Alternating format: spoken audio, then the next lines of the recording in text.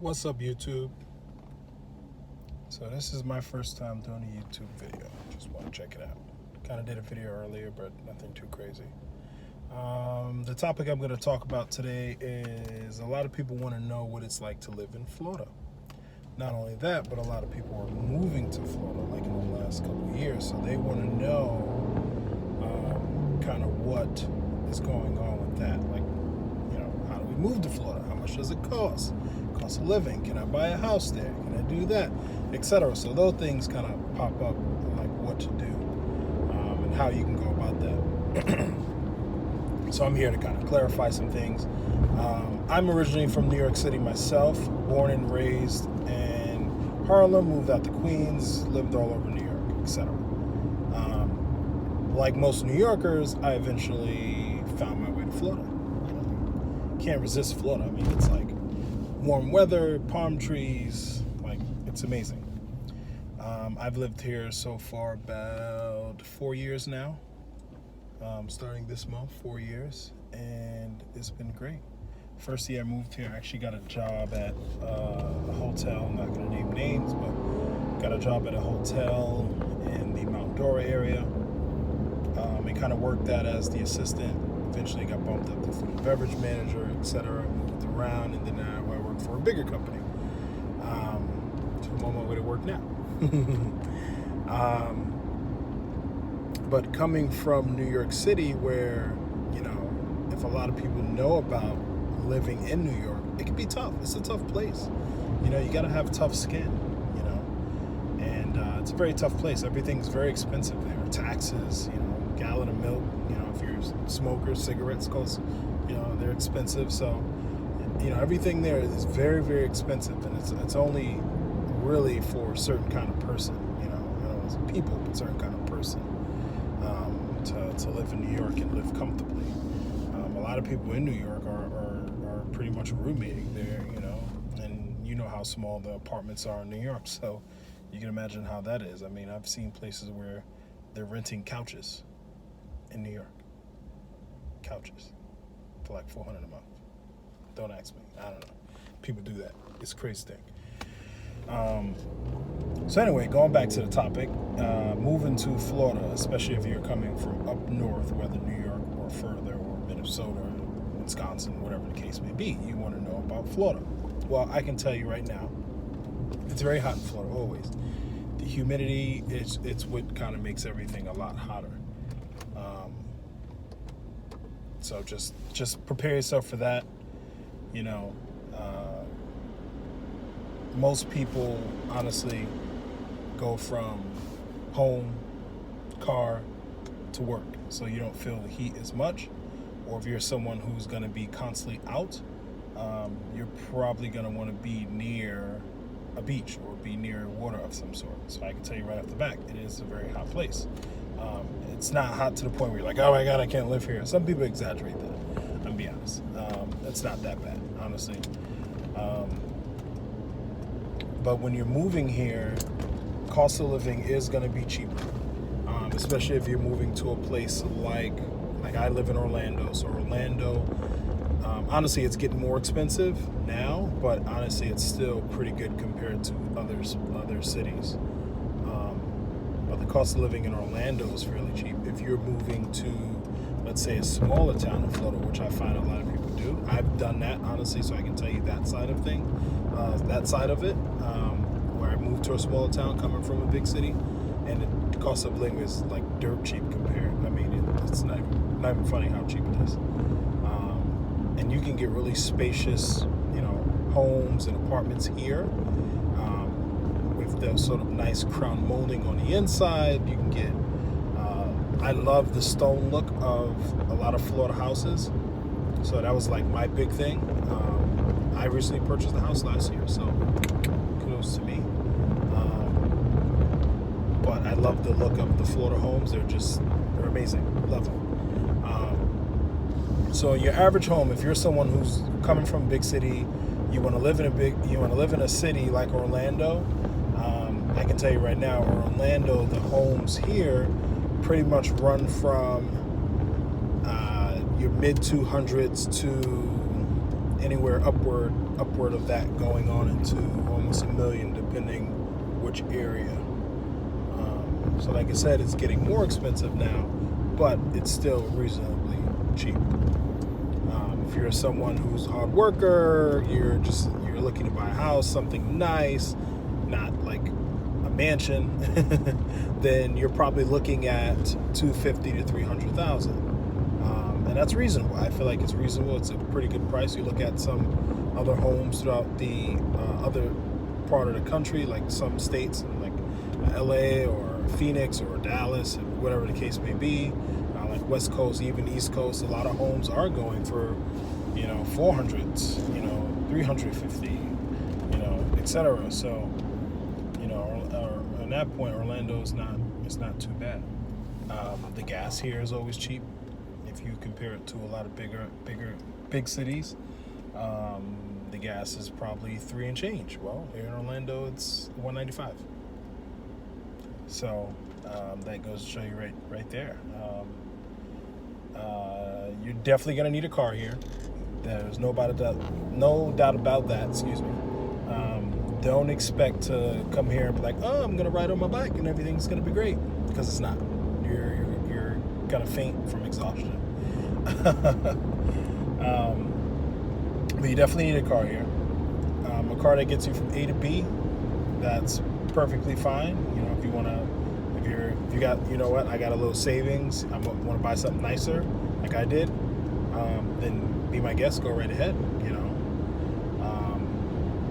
but you're definitely going to need a car here, because Orlando, for the most part, is not that huge. You can maneuver through Orlando easily. It's not like super spread out like a LA or something like that, but it is, for the most part, bigger than most big cities. Like, I know, for example, Orlando is definitely bigger than New York. I know it doesn't feel like it's bigger than New York, but technically it is bigger than New York. New York is actually a very small city. That's a big city, if that makes sense. People from New York, you know what I'm talking about. Small city, that's a big city. Another thing you want to prepare yourself for is idiot drivers, like the guy who was in front of me. I'm about to go to New York on him, but I ain't gonna do that. I'm gonna make this video. But what you definitely want to have is definitely want to have a car. You definitely want to have a car that gets you from A to B, because most likely you're probably going to work in, even though they have other type of jobs nowadays, you got a lot of marketing firms, tech firms here. For those people who are in those fields, you got a lot of sales firms now. Construction is a big thing if you're someone who likes to work with your hands, if you're in that kind of field. What else is huge? The selling of homes, obviously, so real estate is huge out here right now. And then obviously hospitality, so hotels, restaurant, bars, etc. So if you're someone who's coming from like New York, like myself, and you've probably worked in a lot of restaurants and bars. So having that experience coming to Florida is going to make your transition a lot smoother. So there are obviously a lot of hotels here in Orlando, Florida, and a lot of restaurants and bars that are sprouting out now. It used to be where it's just a lot of fast food places, which obviously is not healthy for anyone. But now there's a lot of restaurant and bars, which is good because it gives a different variety. It also creates jobs. So Orlando definitely is booming, and it has been for the last couple of years, which is good. And that's why a lot of people are moving here. So that's why I'm making this video, because I figure I can help someone who is unsure or thinking about moving, or maybe just move and they're not sure what the next step is. It could be a tough thing. I myself is a product of that. And literally, I was in New York and I was like shoveling my car out the snow, and I'm like, F this. I am not going to be doing this anymore. I am moving. And to Florida I went. And so I literally just saved up a couple hundred or so. It was like, I'm out. Peace. And that's literally what I did. And so for someone who's moving here, considering moving here, or moved here, and it's kind of considering what the next step is, honestly, there's so many things to do in Florida. A lot of outdoorsy stuff. I know a lot of people are like, but wait, didn't you say it was really hot? Yeah, it is really hot, but the outdoorsy stuff is going to be like near water, so that's going to solve a lot of things. But anywho's, moving to Florida, cost of living is pretty cheap compared to other two big cities. It's very beautiful here. They definitely take care of the roads. No state tax. That's a huge thing. Trust me, big thing. For some people here, it may not seem like a big thing. For me, I've personally seen a lot of taxes come out of my check, and every time I get a check in Florida, I'm like, this is amazing. Even 4 years later, I'm still like, oh my God, it's so great. So cost of living is good here. They definitely take care of the place, the roads, the grass, everything. Beautiful. The people here are friendly, other than some of the New York tourists and some of those drivers. But the people here are very friendly, which is nice. And just Orlando in general is very affordable. It's one of those places where you can live and you could have a family and settle down and all those things, and not have to worry too much about weather. A lot of people also have been asking about hurricane situations. Obviously, we didn't have one this year or 2018. But the hurricane situation in Central Florida, it is not a big deal as people make it seem. Central Florida, hurricanes are not really something that kind of hits us, really.